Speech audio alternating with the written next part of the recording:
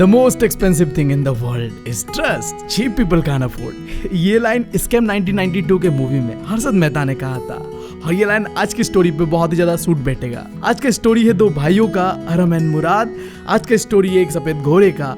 आज का स्टोरी है the summer of a white horse का। बट इससे पहले मैं हूँ तुम लोगों का दोस्त और होस्ट बीवी। निकल चुका हूँ एक स्टोरी टेलर बनने के जर्नी पे। एक्सपर्ट नहीं हूँ बट वो चीजें करने का ट्राई कर रहा हूँ जिससे मुझे अच्छा फील हो और तुम लोगों को ये स्टोरी मरते दम तक याद रहे। तो शुरू करते हैं। तो क्योंकि ये स्टोरी बेस है राइटर के बचपन के यादों को लेके, तो तुम्हें राइटर का नाम पता होना चाहिए। कमेंट सेक्शन पे जाओ और राइटर का नाम क्या है जरूर बताना। बाकी स्टोरी पे चलते हैं। तो ये कहानी है दो अर्मेनियन गरीब लड़कों की, जिनका जो ट्राइब था ना वो जाना जाता था ऑनेस्टी एंड ट्रस्ट के लिए। अब जैसे हमारे इंडिया में भी है ना, राजस्थान के राजपूत, हरियाणा के जाट, हमारे अरुणाचल प्रदेश के निशी लोग, सो ये लोग भी तो जाने जाते हैं अपने ट्रस्ट एंड ऑनेस्टी के लिए, राइट। तो इसी तरीके से इनका जो ट्राइब था ये भी जाना जाता था ट्रस्ट एंड ऑनेस्टी के लिए। ट्राइब का नाम क्या है दैट इज सरप्राइज, आगे देखेंगे। अभी के लिए स्टोरी पे बढ़ते हैं। तो ये कहानी है दो लड़कों की, अरम एंड मुराद। अरम इस स्टोरी का राइटर है। अब राइटर का नाम क्या है वो तुम मुझे बताओगे। एंड मुराद उसका कजिन है। और हमारे स्टोरी का शुरुआत वहां से होता है जब अरम 9 साल का था, यानी कि हमारा राइटर बस 9 साल का था और वो बता रहा होता है कि बचपन कितना सही था, दुनिया कितना खूबसूरत होता है जब तुम पे कोई जिम्मेदारियां नहीं होती है। बचपन ना एक सपने की तरह होता है, बस तुम जी रहे होते हो और तुम्हें सब कुछ सही सही लग रहा होता है, बट तुम जैसे बड़े होते हो सब कुछ बदल जाता है, राइट। फिर उसका कजिन का बात करूं जिसका नाम था मुराद। लोग कहते थे मुराद के बारे में कि वो तो बिल्कुल एक पागल क्रेजी टाइप का लड़का है, जबकि ये बात अरम नहीं मानता था। अब मानेगा भी कैसे, है कि नहीं। दो पागल लोगों को एक दूसरे का बात पे बहुत सेंस लग रहा होता है कि हाँ भाई तू सही कह रहा है। और बचपन की बात करूँ तो और ऊपर से, ठीक है, हर कोई एक दूसरे की बात पे बहुत सेंस बन रहा होता है। अब मेरा बात करूँ तो बचपन में मेरा भी एक दोस्त था जो कि मुझसे कहता था बड़ा होके ना हम दोनों शादी कर लेंगे, ठीक है। मैं भी कहता था चलो सही है। शादी तो हो गया उसका, हाँ, बट मेरे साथ नहीं। बच्चा भी हो गया उसका, बट मेरे साथ नहीं। ये स्टोरी फनी नहीं था, राइट। मैं क्यों बता रहा हूँ स्टोरी, रहने दो, मेन स्टोरी पे बढ़ते हैं। कैरेक्टर इंट्रोडक्शन तो थोड़ा बहुत देख लिया हमने, अब सीधा स्टोरी लाइन पे बढ़ते हैं। एक दिन का बात था, सुबह भी हुआ नहीं था ठीक से, सूरज भी उगा नहीं था ठीक से। मुराद अरम के घर आता है और खिड़की से उसे बुला रहा होता है। अरम उठता है और जाग के देखता है जब खिड़की से, वो अपने आंखों पे विश्वास नहीं कर पाता है। उसे समझ नहीं आ रहा होता है कि ये सपना है या हकीकत है। वो देखता है कि उसका कजिन मुराद एक सफेद से घोड़े पे बैठा हुआ है और ये बात अरम को हजम नहीं हो रहा था। वो अपने आंखों को मल मल के देख रहा था और अपने आंखों पे विश्वास नहीं कर पा रहा था। और मुराद ये सब चीजें देख के आगे से बोलता है कि तुम सपना नहीं देख रहे मेरे भाई, ये सही में एक सुंदर सफेद घोड़ा है और अगर तुम्हें इसका राइड करना है तो आ जाओ, खिड़की से कूदो और चलो मस्ती करते हैं। देखो अरम को ये बात अच्छी तरीके से पता था कि उसका कजिन मुराद बहुत ही एक जिंदा दिल, एकदम मस्तीखोर किस्म का इंसान है, जिसे दूसरों से ज्यादा मस्ती करने पे, जिंदगी को जीने पे ज्यादा मजा आता है। बट ये चीज वो मानने के लिए बिल्कुल तैयार नहीं था कि मुराद ये घोड़ा कहाँ से लेके आया। देखो दो चीज तो था क्लियर। पहला, अरम को ना घोड़ों से बहुत लगाव था। वो चाहता तो था कि किसी समय पे वो एक घोड़े की सवारी करे। बट दूसरा चीज ये था कि उसे अच्छी तरीके से ये बात पता था कि भाई हमारा खानदान बहुत ही गरीब है, हम लोग गरीब फैमिली से है। हमारा जो ट्राइब है ना, जिसका नाम गैरोकिल इंडियन ट्राइब है, खाने का जो पैसा कहाँ से मैनेज होता था वो हमारे बड़े बुजुर्गों को भी नहीं पता होता था। मतलब समझ रहे हो ना, क्योंकि हम खानदानी गरीब है। हमारा बाप गरीब, दादा गरीब, परदादा गरीब, उसका बाप गरीब, सब गरीब, सातों पुश्ता गरीब। ऐसा नहीं कि पहले गरीब थे फिर अमीर हो गए फिर गरीब हो गए, नहीं, हम शुद्ध गरीब हैं। इतने गरीबी के बाद भी हम जाने जाते थे ऑनेस्टी के लिए। पहला चीज तो हम अपने आप पे बहुत प्राउड फील करते हैं एंड सेकंड हम बहुत ऑनेस्ट है। और बाकी चीज इसके बाद है कि कोई चीज सही है या गलत है। पहला प्रायोरिटी होता है कि हम बहुत ही प्राउडेड पीपल है, दूसरा हम बहुत ऑनेस्ट है। बाकी उसके बाद देखेंगे क्या चीज सही है क्या चीज गलत है। हमारे पूरे खानदान में किसी ने भी आज तक किसी का भी मजबूरी का फायदा नहीं उठाया और चोरी करना तो दूर दूर तक का बात है भाई, वो तो पॉसिबल ही नहीं है। अब सोच के देखो, खानदान कुछ ऐसा है, इतना मतलब रिस्पेक्टेड खानदान है और आगे एक घोड़ा है और उसे पता है कि ये घोड़ा हमारा खानदान का भी खरीद नहीं सकता, हमारा इतना औकात ही नहीं है। तो ये घोड़ा आया कहाँ से। और अरम इस बात से भी इनकार कर रहा था कि मेरा भाई चोरी भी नहीं कर सकता, मुझे पता है मेरा खानदान कैसा है, मुझे पता है मेरा भाई कैसा है। तो सीधा बात था कि खरीदा तो है नहीं मुराद ने घोड़ा, और साथ साथ ये भी बात था कि शायद मुराद कभी चोरी नहीं कर सकता, मुझे पता है मुराद के बारे में। फिर भी अरम मुराद को पूछता है कि भाई तूने ये घोड़ा कहाँ से चोरी करके लाया। तो इसके जवाब में मुराद कुछ ऐसा कहता है, अगर तुझे इस घोड़े की सवारी करना है तो खिड़की से कूद और आके बैठ। अब इस बात से पूरी तरीके से ये पक्का हो चुका था, ये घोड़ा खरीदा तो नहीं है, पक्का ये चोरी का ही घोड़ा है। और मुराद यहाँ पे मुझे इनवाइट करने आया है कि एक साथ राइड करते हैं चल। अब देखो इस स्टोरी पे सबसे फनी पार्ट यहाँ शुरू होता है, जहाँ अरम खुद अपने भाई को जस्टिफाई कर रहा होता है कि उसने जो भी किया है सही किया है। माना वो घोड़ा लेके आया कहीं से, बट ये चोरी नहीं है। चोरी तो तब होगा ना जब हम कोई पैसा चुराएंगे। हमने घोड़ा तो लाया बट हम इसे बेचेंगे नहीं, हम बस राइड करेंगे और वापस दे देंगे, तो ये चोरी कहाँ हुआ। देख रहे हो किस तरीके का जस्टिफिकेशन था। इस तरीके का जस्टिफिकेशन ना मैं भी दिया करता था अपने आप को। लगभग जब मैं 9 या 8 साल का था, कहता था कि हाँ देखो चोरी करना पाप नहीं है, हाँ बट चोरी करते हुए पकड़ा जाना पाप है। क्या था सीन देखो, जब 9 साल का था तो हमारे कॉलोनी पे एक बड़ा सा गोडाउन था पेप्सी का, ठीक है, पेप्सी और कुछ मिरिंडा ऐसा कुछ कोल्ड ड्रिंक का था समझो। और वो जो गोडाउन था ना वो कच्चा था, तो हम 4-5 लड़के और 2-3 लड़कियां भी थी। तो हम लोग क्या करते थे, संडे को गोडाउन बंद होता था, ठीक है, तो गोडाउन के पीछे तरफ पे जाके एक होल किया था हमने, और किसी को इस चीज़ के बारे में पता नहीं था। तो हमने होल करके, जब संडे को कोई काम नहीं कर रहा होता था, कोई नहीं होता था, तो हम होल से अंदर घुसते थे और जो भी हमें पेप्सी चाहिए होता था हम वहाँ से चुरा लेते थे एंड देन आ जाते थे। और हम एक दूसरे को यही जस्टिफिकेशन देते हैं, भाई चोरी करना गलत नहीं है भाई, बस पकड़ा मत जाना, पकड़ा गया तो भाई माँ भी कूटेगी, बाप भी कूटेगा और ये लोग तो अलग से कूटेंगे। और थैंक गॉड हमारा चोरी करने का तरीका भी इतना खास था, क्योंकि हम ज़्यादा करके नहीं चुराते थे, थोड़ा मोड़ा क्वांटिटी पे चुराते थे, तो कभी पता ही नहीं चला कि सही में गोडाउन से कुछ चोरी भी होता था नहीं होता था। इट्स लाइक स्मार्ट चोरी। स्टोरी पे आता है। अरम ने ये जस्टिफाई तो कर दिया था कि उसका भाई ने जो भी किया है वो गलत नहीं है, चोरी नहीं है, ठीक है। तो वो कपड़ा उपड़ा पहनता है, कहता है अपने भाई को, रुक भाई कपड़ा उपड़ा पहन के आता हो। तो कपड़ा पहनता है और खिड़की से कूदता है और अपने भाई की घोड़े में बैठता है और निकल पड़ता है हॉर्स राइडिंग के लिए।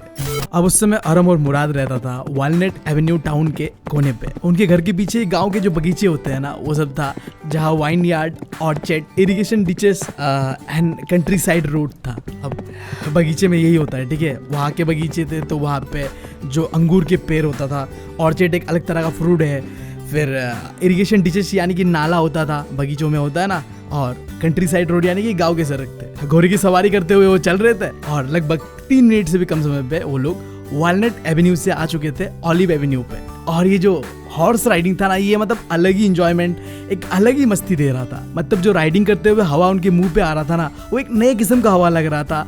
मतलब वो फील कर पा रहा था उसे, वो ब्रीथ कर पा रहा था उसे, और उसे काफी मजा लग रहा था, वो चीज एंजॉय कर रहा था वो चीज। अरम पीछे बैठा था और मुराद आगे बैठ के हॉर्स को चला रहा था।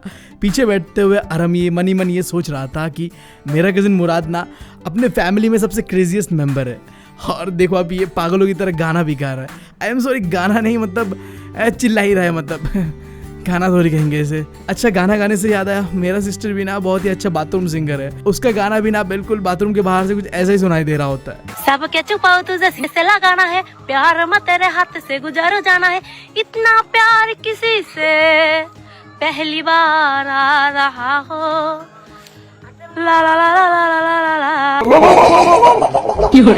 अब हम सबके फैमिली में एक इंसान जरूर होता है जो फैमिली का सबसे क्रेजीएस्ट बंदा होता है। मतलब उसने वो हर चीज करके रखा हुआ है जिसके बारे में तुम सोच भी नहीं सकते। जैसे मेरे फैमिली में एक समय मैं था, बट हाँ समय के साथ सब बदल गया है, अब नहीं हुआ ऐसा, बट हाँ कोशिश करता हूँ फिर से ऐसा बनने का। बट इस स्टोरी में गैरोग्लेनियन फैमिली जो था, इनके अंदर पे मुराद ऐसा बच्चा था क्रेजी वाला, ठीक है। और मुराद से पहले उनका अंकल था, अंकल खुसरो, वो ऐसा था बिल्कुल ही क्रेजी, मतलब बिल्कुल ही पागल वाला बंदा। अंकल मुराद तो दिखने में भी बहुत ही भयानक, मतलब ये हट्टा कट्टा, समझ रहे हो बात, काले काले घने बाल और चेहरों में दाढ़ी के बाद तो क्या ही बोलूं, बियर्ड तो भाई साहब पूरे सैनजुकिन वैली पे सबसे बड़ा बियर्ड अंकल खुसरो का ही था। और ये बंदे का पर्सनैलिटी का बात करूं तो हमेशा गुस्से में रहता था, हमेशा ही मतलब भड़का हुआ रहता था। कोई भी अगर सामने कुछ भी बक रहा होता था उसके सामने जाके वो चिल्ला देगा और यही डायलॉग मारता था हमेशा repeatedly, it is not harm, pay no attention to it. मतलब ऐसा था ना कि ये डायलॉग तो उनका जैसे सिग्नेचर डायलॉग था। एक बार की बात है जब हमारा खुसरो अंकल बियर्ड कटवा रहा होता था बार्बर शॉप पे, और उनका बेटा दौड़े दौड़े दौड़े दौड़े आता है उसके पास और आके कहता है कि पापा हमारे घर में ना आग लग गया है। और ये सुन के भी उनका सिमिलर डायलॉग था, it is not harm, pay no attention to it. अब सामने बार्बर था, बार्बर देख के बोलता अरे यार क्या कह रहे हो, घर में तुम्हारे आग लग गए, थोड़ा तो सीरियस हो जाओ। और बार्बर को भी मतलब फटकारते हुए सेम ही डायलॉग मारता है, it is not harm, pay no attention to it. अब समझ जाओ ये इंसान कितना क्रेजी है, कितना मतलब रहने दो, समझ गया तुम। मतलब मैं सोच रहा था अगर अंकल खुसरो का कोई बीवी होगा और मैं जाके सामने कह देता कि अंकल खुसरो आपकी बीवी तो भाग गई, तो उनका रिएक्शन ऐसा ही कुछ होता, it is not harm, pay no attention to it. Uncle आपकी बेटी को लेकर मैं भाग जाऊं, it is not harm, pay no attention to it. हाँ thank you uncle, I love you, जा रहा हूँ मैं आपकी बेटी को लेके। खैर जो भी हो, जो मुराद था ना आरम का कजिन, वो भी बिल्कुल अंकल खुशरो का ही नेचुरल डिसेंडेंट था, यानी कि तुम कह लो बेटा जैसे ही था। ठीक है, जो भी कैरेक्टर्स मुराद के अंदर पे था वही कैरेक्टर्स खुशरो अंकल के अंदर पे था। जबकि मुराद का जो पापा है ना, वो बिल्कुल ही एक प्रैक्टिकल, एक नॉर्मल इंसान है जो मतलब लॉजिकली सोचता है। बट मुराद तुम्हें पता है बिल्कुल ही अंकल खुशरो जैसा है। अब देखो सीन कुछ ऐसा है कि इनकी ट्राइब में ये चीज बहुत ही कॉमन है। ठीक है, एक बहुत ही इंपॉर्टेंट लाइन कहा गया यहाँ पे कि a man could be his father flesh but that doesn't mean he could be his father spirit। मतलब क्या कहना चाह रहा है, देखो आरम का जो बाप था उसका नाम था जोराब, ठीक है, और जो अंकल है उसका नाम है खुशरो। अब देखो आरम अपने बाप का बेटा है, राइट, यानी कि वो जोराब का बेटा है, बट उसका जो नेचर है ना, जो तरीका है रहने का, जो लाइफ को जीने का तरीका है, वो बिल्कुल ही उनके अंकल खुशरो जैसा है। तो यहाँ पे यही चीज कहा गया कि जो फिजिकल बॉडी जो है वो हो सकता है अपने बाप जैसा, क्योंकि उसके रगों पे उसके बाप का ही खून दौड़ रहा है, बट उसका जो आत्मा है that could be another thing. ठीक है, वो किसी और की तरह हो सकता, जैसे कि यहाँ पे खुशरो अंकल जैसा है। और ये चीज ना सबसे ज्यादा रिलेट मैं कर पा रहा हूँ, मतलब सही में बता रहा हूँ, किसी ये वीडियो बस मेरे बाप तक नहीं पहुँचना चाहिए। मेरा बाप काफ़ी कूल है, ठीक है, लड़कियों के मामले पे, बी ऑनेस्ट। और मुझे देख लो, I am 23 now and still single. ठीक है, आग भी नहीं मिला पाता मैं लड़कियों से, and that's it. We are totally different, still I am his son. That sucks man. रहने दो। अब खैर रहने दो, स्टोरी में वापस आता है। दोनों आरम एंड मुराद बिल्कुल एंजॉय कर रहे थे हॉर्स राइडिंग को। जितना हो सके हॉर्स को उतना स्पीड में दोहरा रहे होते हैं और उस चीज़ को फील कर रहे होते हैं, एंजॉय कर रहे होते हैं। ऐसा ही कुछ समय तक चलता है। उसके बाद मुराद कहता है आरम से कि अब तुम उधर जाओ, मैं खुद अकेला थोड़ा एंजॉय करना चाहता हूँ, राइड करना चाहता हूँ। तो आरम कहता है कि तुम मुझे भी दोगे ना अकेला हॉर्स राइड करने के लिए? तो मुराद कहता है कि वो तो डिपेंड करता है घोड़े के ऊपर कि घोड़ा तुम्हें चराएगा या नहीं चराएगा। तो आरम कहता है कि क्यों नहीं चराएगा, घोड़ा मुझे चरने देगा, राइड करने देगा। तो मुराद कहता है भूल मत, मेरे पास एक टेक्निक है घोड़े को चलाने का, तेरे पास है? तो हरम भी जो जोश में कहता हाँ मेरे पास भी है, क्या तेरा ही तो भाई हूं मैं। मुराद कहता है हाँ ऐसा है तो ठीक है, तो बच जाएगा, देखते हैं, बट अभी के लिए तो उतर, मैं अभी राइड करके आता हूँ। अब ये कह के अरम उतर जाता है और मुराद अपने घोड़े को एक किक मारते हुए कहता है वजीरे रन। अब जैसे ही घोड़े को मुराद ने लात मारा, घोड़े को समझ आया कि अब मुझे दौड़ना है और घोड़ा अपने फुल स्पीड पे दौड़ना शुरू करता है। और ये चीज अरम साइड से देख रहा था और काफी एंजॉय कर रहा था। मुराद घोड़े को फुल स्पीड पे दौड़ाते हुए पहले तो जो ड्राई ग्रास लैंड वाला फील्ड है वहां से दौड़ाता है, फिर वो एक इरिगेशन डिच होता है उसे पार करता है और वापस घूम के आता है। अब जिन्हें समझ नहीं आ रहा कि इरिगेशन डिच क्या होता है, तुम समझो कि ड्रेनेज सिस्टम होता है ना खेतों पे, ऐसा ही कुछ है। तो इरिगेशन डिच को पार करता है एंड देन घूम के आता है। और जब वो आ रहा होता है पूरी तरीके से भीग जाता है, क्योंकि इरिगेशन डिच के आसपास पानी पानी होता है, जिसकी वजह से मुराद भी भीग जाता है, घोड़ा भी भीग जाता है। बट लगभग 5 मिनट के अंदर ही पूरा फील्ड को और इरिगेशन डिच को क्रॉस करके मुराद आ जाता है वापस। अब सुबह होने ही वाला था और सूरज उगने ही वाला था और समय था कि अब अरम अपना घोड़े का सवारी करे और अरम अपना खुद के जगह घोड़े पे बैठ भी जाता है। बट घोड़ा रुका हुआ होता है और वो भी रुका हुआ होता है। और ये चीज देख के मुराद कहता है क्या कर रहा है तू, लात मार घोड़े को, किस चीज का इंतजार कर रहा है, सुबह होने वाला है, सब जागने वाला है, इससे पहले हमें जाना भी है। तो ये सुन के अरम लात तो मारता है और घोड़ा दौड़ भी पड़ता है। बट इस बार घोड़ा ना सीधा उस जो ड्राई ग्रास लैंड था ना वहां से इरिगेशन डिच पे नहीं जा रहा है, उसने अपना रास्ता बदल लिया है। अब वो सीधा जा रहा था एक वाइन यार्ड पे जो कि था दिकरान हैलोवियन का। अब वहां जाता है और वहां जाके कूदना शुरू करता है। लगभग ऐसे कूदते कूदते जब 7 वाइन के पेड़ों को तोड़ता है और हमारे अरम को गिराता है, उसके बाद क्या होना था, घोड़ा भाग जाता है अपने ओर और अरम बैठे बैठे भाई क्या कर दिया, कमर ही तोड़ दिया इस घोड़े ने तो। और मुराद दौड़े दौड़े आता है और अरम को लग रहा होता है कि वो उसको केयर करेगा, उसके बारे में पूछेगा, बट होता कुछ उल्टा है।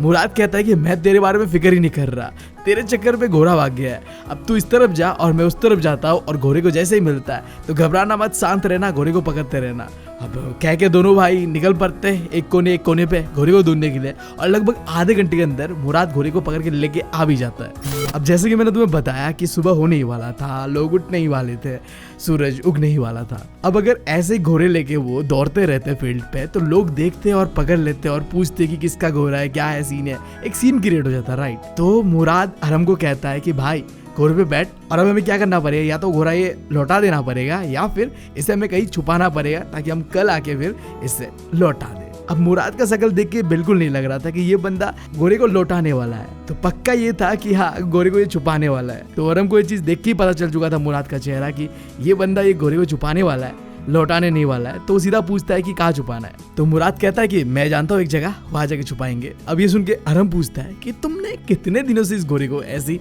छुपा के रखा हुआ है, सही सही बताना। तो मुराद कहता है आज ही तो लेके आया हो यार, तो क्या मेरे पे शक कर रहा है क्या? तो अरम कहता है कि पक्का तो सही बोल रहा है। तो मुराद कहता है नहीं भाई ये झूठ है, बट अगर कोई पकड़ ले हमें और पूछे कि घोड़े के बारे में सीन क्या है, तो हमें यही बताना है कि हमने आज सुबह घोड़े को लेके आया और आज ही राइड कर रहे हैं। इससे क्या होगा कि हमारा जो खानदान है वो बदनाम होते होते बच जाएगा, हम जो है चोर नहीं कहलाएंगे। That's it. अब आइडिया बहुत ही स्मार्ट था, तो हरम ने भी फॉलो किया। अब दोनों भाई चलते चलते आता है एक फार्म के पास, जो कि था एक फार्मर का जिसका नाम था फेवाजियन। अब ये फार्म बहुत ही लंबे समय से ऐसे ही पड़ा हुआ था, जिसे किताब में कहा गया है कि डिजर्टेड वाइनयार्ड। तो देखो बेसिकली क्या होता है, किताब के अंदर में एक वर्ड है बार्न, BARN। इसका मतलब क्या है, फार्म हाउस जो होता है ना, जहाँ में जो फार्मर्स क्या करते हैं, जो अपना स्टोरेज हो या जानवरों को रखते हैं ना, तो एग्जैक्टली ये एक जगह था। ठीक है, तुम इसे फार्मलैंड कह सकते हो, जहाँ फार्मर जो अपना स्टॉक्स को रखता था। तो ऐसे एक जगह पे उस घोड़े को लेके आता है और बांध देता है, जहाँ आसपास में थोड़ा बहुत ओट्स और ड्राई अल्फाल्फा था, जो कि वो घोड़ा खा सकता था और रह सकता था वहाँ। तो दोनों भाइयों ने घोड़े को वहाँ बांधा और बांधते बांधते मुराद वहां से कहता है कि देख इस घोड़े को कंट्रोल करना ना आसान नहीं था। पहले ये घोड़ा बहुत ही जंगली था, पागलों की तरह हरकत करता था, बट मेरे पास एक तरीका है जिससे मैंने इसे कंट्रोल कर लिया और अब ये बहुत ज्यादा सुधर चुका है। तो अरम को ये बात इंटरेस्टिंग लगता है और वो मुराद से पूछता है क्या तरीका है, मुझे भी बता। तो अरम वहां से रिप्लाई करके कहता है कि भाई अब तू छोटा है, तो पहले 13 साल का हो जा, फिर तुझे मैं भी सिखा दूंगा, तू भी सीख जाएगा ये चीज, ठीक है, बट अभी के लिए तू बहुत छोटा है। अब यहाँ पे देखो मुराद अरम को कह रहा था कि तू जब 13 साल का हो जाएगा ना तब तू सीख जाएगा। ऐसा क्यों पता है, क्योंकि यहाँ पे मुराद खुद 13 साल का था और जब तुम्हारे सामने कोई छोटा होता है तो तुम उसके सामने बहुत बड़े बनते हो। तो यहाँ पे मुराद भी वही बन रहा था कि वो 13 साल का है तो उसे सब पता है, और मुराद क्योंकि 9 साल का है तो उसे कुछ नहीं पता। जब वो 13 साल का हो जाएगा तब उसे पता चल जाएगा। खैर यहाँ पे वो घोड़े को बांध के रखते हैं और अपने अपने घर चले जाते हैं। अरम अपने घर आ जाता है और ब्रेकफास्ट कर रहा होता है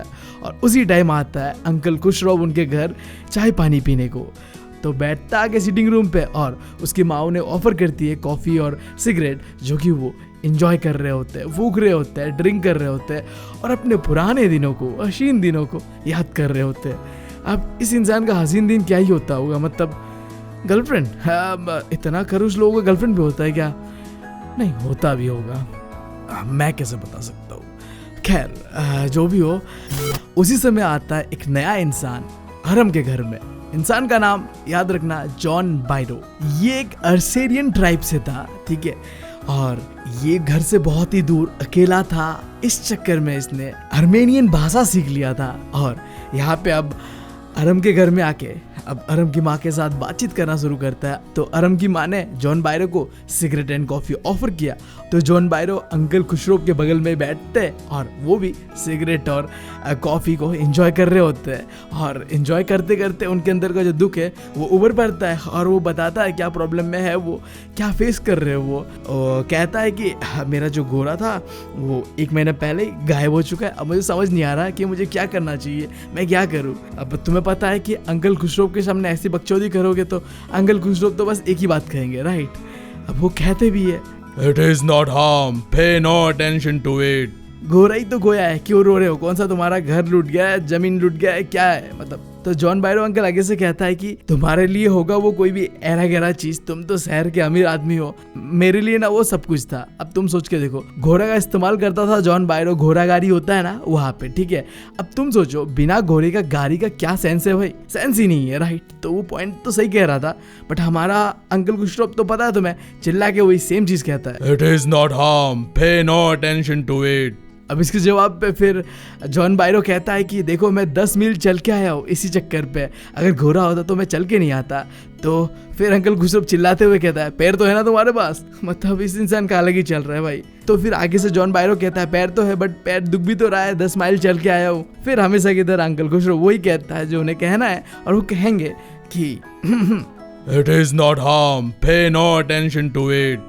इस बात को सुनकर फिर अंकल जॉन बायरो जो होता है वो कहता है कि मेरा घोड़ा का $60 था कीमत। अब इस बात को सुन के भी फिर अंकल खुशरोब कहते हैं कि मैं तुम्हारे $60 पे थूकता हूँ, और पूरा गुस्सा हो जाता है, खड़े हो जाता है और थोड़ा देर जॉन बायरो को घूरते हैं एंड देन वो सीधा दरवाजा को जोर से ठोक के चले जाते हैं।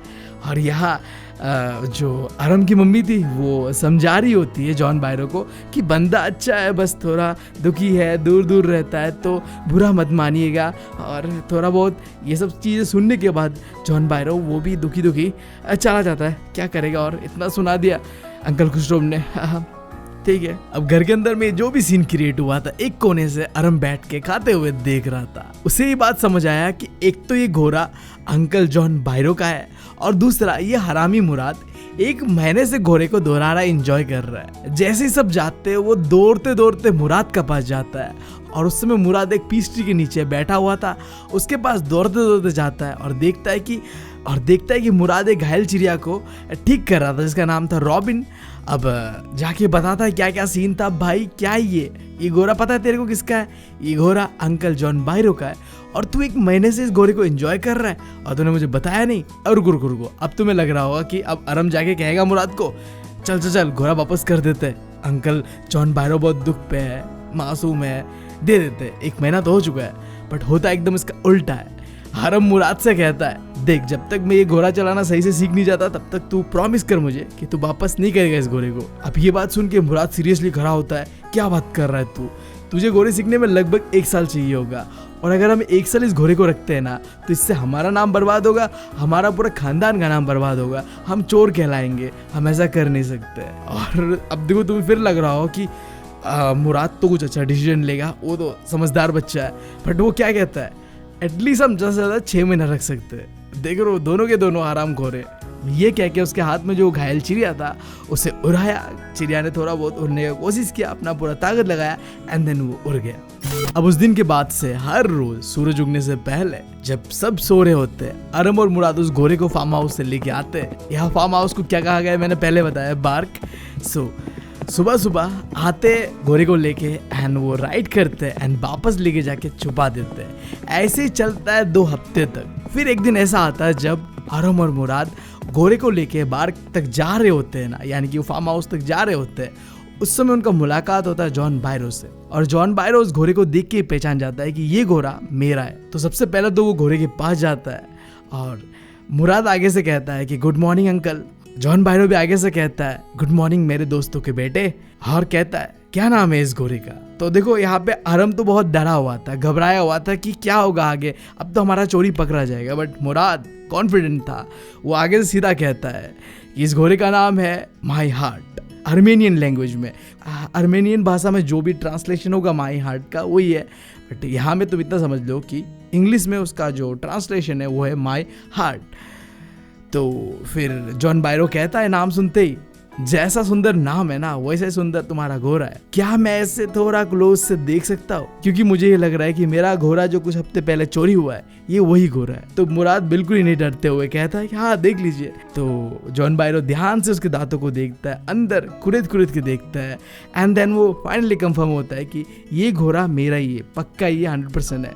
बट आगे सुनो वो क्या कहता है, अगर मुझे ये पता नहीं होता कि तुम्हारे पेरेंट्स कौन है, तुम्हारा फैमिली कौन है, तो मैं ये कहता कि ये मेरा घोड़ा है। बट क्योंकि मैं तुम्हारे फैमिली को जानता हूँ, उनका जो फैमिली हिस्ट्री है वो जानता हूँ कि तुम्हारा फैमिली जाना जाता है ऑनेस्टी के लिए, तो मैं ये कह ही नहीं सकता कि ये मेरा वो चोरी हुआ घोड़ा है। ये पक्का एक कोई जुड़वा घोड़ा होगा, बिल्कुल ही मेरे घोड़े की तरह ही, ये कहता है। और आखिर में एक बहुत इंपॉर्टेंट सा लाइन कहता है कि अगर एक सस्पिशियस इंसान होता ना तो वो अपने आंखों पे भरोसा करता, बट उसने दिल पे भरोसा किया है। बात समझ रहे हो?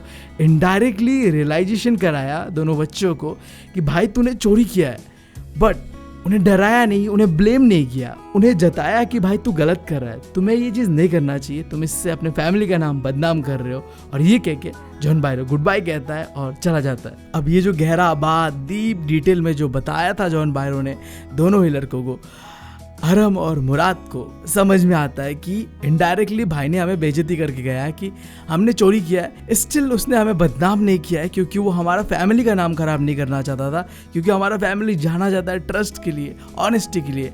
बट एक छोटा सा गलती, एक छोटा सा मतलब बचपना जो हमने किया है, इस चीज़ के वजह से हमारा पूरा खानदान का नाम खराब हो सकता था और इसे बचाने के लिए उसने इग्नोर कर दिया, अपने आंखों पे नहीं अपने दिल पे भरोसा किया, ऐसा कहा और चला गया। तो अगला सुबह होता है और हरम और मुराद दोनों भाई कजन जाते हैं जॉन बायरो के वाइन यार्ड पे और जाके उस घोड़े को वहाँ बांध देते हैं। और जब बांध रहे होते हैं तो उस समय कुत्ते भौंकने आ रहे होते हैं और जो चीज़ हमारा हरम देखता भी है और मुराद कहता है डरो मत, मेरे पास इससे भी डील करने का तरीका है। और कुत्तों के सामने जाके कुछ करता है जिससे कुत्ता भी शांत हो जाता है एंड देन वो घोड़े के पास आता है, आखिरी एक बार छूता है, एक इमोशनल जो टच कई महीने से उसके साथ था वो देता है एंड देन गुड बाय करके आ जाता है। अब इसके बाद क्या होना था, आफ्टरनून को जॉन बायरो अपना वो घोड़ा गाड़ी लेके आता है हरम के घर पे और उसके माँ को दिखाता है कि देखो वो जो चोरी हुआ घोड़ा था वो मुझे मिल गया है। और उसमें सरप्राइजिंग बात ये है कि ये घोड़ा पहले से भी इस बार ज़्यादा स्ट्रांग है, थैंक गॉड मुझे ये घोड़ा वापस मिल गया। और जब ये कह रहा होता ना ये सारी चीज़ें, एक तरफ पे वही हमारे अंकल खुशरो बैठे हुए होते हैं और इस बात से इरिटेट हो जाते हैं और चिल्लाते हुए कहता है क्या हुआ, चुप बैठो, मिल गया ना तुम्हें घोड़ा, फिर क्यों चिल्ला रहे हो, पे नो अटेंशन टू इट। और इसी के साथ हमारा ये कहानी होता है खत्म। बढ़ते हैं कुछ इंपॉर्टेंट वर्ड्स जिसका मीनिंग तुम्हें पता होना चाहिए ताकि अगर एग्जाम में आंसर्स आ जाए लिखने को तो तुम लिख पाओ। तो पहला वर्ड है फ्राइटन जिसका मतलब है डरना, घबराना, और दूसरा वर्ड है डिलाइटेड। बिल्कुल इसका ऑपोजिट कह सकते हो कि जब तुम बहुत ज़्यादा खुश होते हो तो उसे कहते हैं। फिर वाइन यार्ड, अंगूरों का खेती होता है ना, ग्रेप्स का प्लांटेशन, उसे कहते हैं। नेचुरल डिसेंडेंट, अब देखो जब तुम खानदान के ही अपने कुछ वंशज से लगते हो ना तुम्हारा relation, that's called natural descendant. जैसे हमारे स्टोरी पे था मुराद और खुशरोब का रिलेशन, ठीक है। फिर रॉड जिसका मतलब है दहाड़ना, जैसे बात बात पे अंकल खुशरोब दहाड़ता था हर किसी के ऊपर। फिर इरिगेशन डिच, ये क्या है, नाला कह सकते हो जहाँ से पानी को सप्लाई किया जाता है पूरे इरिगेशन फील्ड पे, खेत पे सिंपली कहो तो। And then deserted vineyard, देखो वाइन यार्ड तो मैंने समझा दिया, अंगूर का खेत, प्लांटेशन जो भी है। डेजर्टेड वाइन यार्ड मतलब कोई चीज़ को जब तुम कई समय के लिए छोड़ चले जाते हो, डेजर्ट कर देते हो, अकेला छोड़ देते हो, तो उस चीज़ को कहते हैं हम डेजर्टेड चीज़ें। चाहे वो डेजर्टेड हाउस हो सकता है, यहाँ पे डेजर्टेड वाइन यार्ड है। और बाकी तुम अपने दिल से भी इसे कंपेयर कर सकते हो, डेजर्टेड हार्ट, जब कोई, ठीक है। आगे आगे आगे यहाँ नहीं। फिर अगला भांड, ये क्या है, फार्म हाउस कह सकते हो, ठीक है, सिंपली मैं बता रहा हूँ। हाँ, अब ये तो मैंने कुछ बताया ऑलरेडी, वीडियो काफ़ी लंबा हो चुका है, तो बाकी कई सारे मीनिंग्स और उसका वर्ड तुम्हें मिल जाएगा। एक PDF मैंने डाल दिया है, देखो यहाँ पे हर एक चीज़, छोटा छोटा चीज़ डाल दिया है। एंड देन इसके अलावा इस चैप्टर का जो थीम है ना, उसके ऊपर भी मतलब एक छोटा सा समरी बना के डाल दिया है। एंड आखिरी चीज़ जो मैंने किया है, जो 5 मैन इंपॉर्टेंट कैरेक्टर्स है, आई गेस 5 या 4 है। पहला है मुराद, दूसरा है हरम, एंड तीसरा है अंकल खुशरोब, एंड फोर्थ है uncle John Byro. I guess 4 है। हाँ, चारों कैरेक्टर के बारे में थोड़ा बहुत कैरेक्टर स्केच भी बना के दे दिया है, तो उस PDF को चेकआउट करना। तो यार खत्म होता है ये पे हमारा ये चैप्टर, काफ़ी लंबा था आई नो, बट मैंने कोशिश किया जितना अच्छी तरीके से, जितना डिटेली में बता सकता था मैंने बताया स्टोरी टेलिंग का मदद से। होप तुम लोगों को पसंद आया होगा, अगर पसंद आया तो चैनल को सब्सक्राइब जरूर करना और वीडियो को लाइक जरूर करना। और एक इंपॉर्टेंट इन्फॉर्मेशन, मेरा एक सेकंड चैनल है द सिबलिंग के नाम से, जो कि मैं और मेरे सिस्टर मिलकर चला रहे हैं, सो उसे भी सब्सक्राइब करना भूलना मत। हम वहाँ पे फनी एनिमेटेड कंटेंट डालते हैं, सो जाओ जल्दी से सब्सक्राइब कर लो और सिबलिंग्स फैमिली का पार्ट बनो। Thank you, love you all.